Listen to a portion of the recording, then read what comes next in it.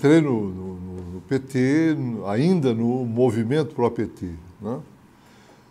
Sou de uma geração dos anos 60 e 70 que experimentou algumas experiências nossas do período da esquerda brasileira, dos anos 60. Fui do Partido Comunista Brasileiro, rompemos com o PC, organizamos o POC em 68, Partido Operário Comunista. Depois fui preso político, né? E a partir dos anos 70 iniciamos um processo de reorganização local, regional, em Porto Alegre e em algumas cidades do interior do Rio Grande do Sul.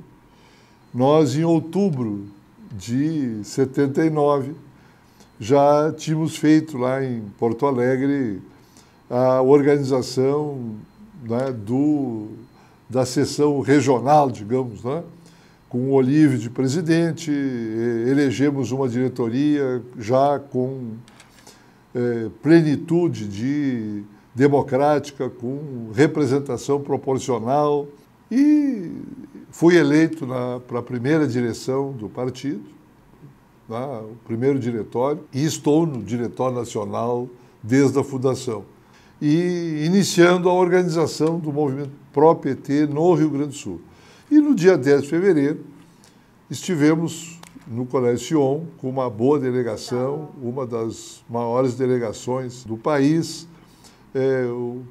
O Rio Grande estava presente aqui, já com o partido lá organizado e com mais de 30, 40 municípios, já com as comissões provisórias começando a organizar o PT. Nós éramos, já no nascimento, uma experiência exitosa, né?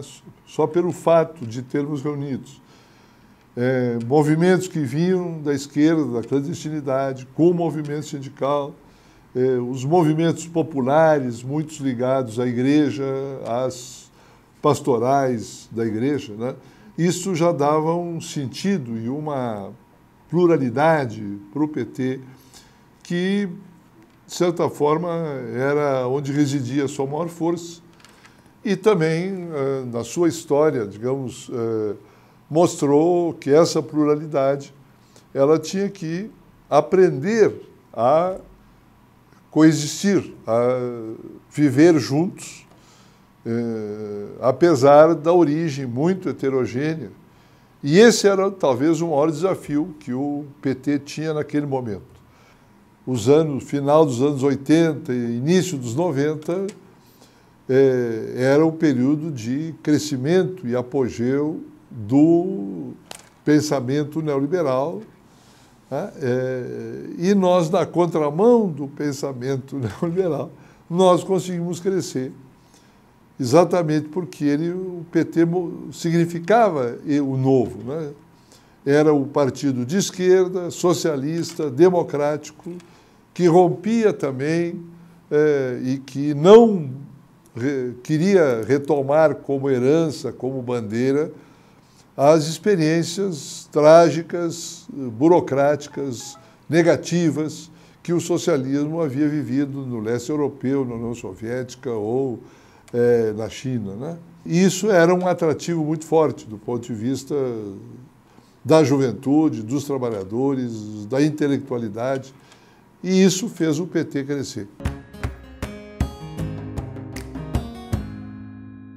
Nós vencemos as eleições sozinhos, com a esquerda, nós e Partido Socialista, Partido Comunista, né? Mas levamos para o governo o PMDB e outros partidos. O nosso maior pecado, né, na experiência de governo foi ter abdicado, abandonado a organização autônoma, a organização e canais e mecanismos de participação popular direta, com poder decisório. Isso iria criar conflitos no parlamento? Claro que iria. Mas, numa sociedade como a nossa, Não há como agir politicamente pela inclusão social, por diminuir desigualdades, sem ter conflito, sem ter contradição, não existe isso. Agora, hoje está provado que o caminho da derrota, o caminho do desastre é a aliança, né, com os setores comprometidos com o capitalismo, com subordinados à burguesia. Se nós não estivermos demarcando claramente qual é a reforma política que o Brasil precisa, se nós não estivermos demarcando claramente a necessidade de um outro campo de alianças, né, de uma outra relação com a sociedade organizada, nós não iremos avançar, ao contrário.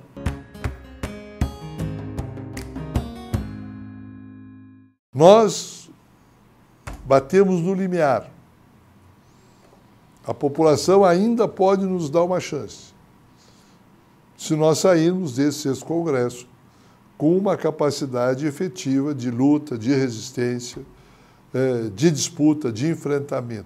Nós precisamos desse congresso para que o partido volte a ter nitidez ideológica, programática. Sem isso não há partido político.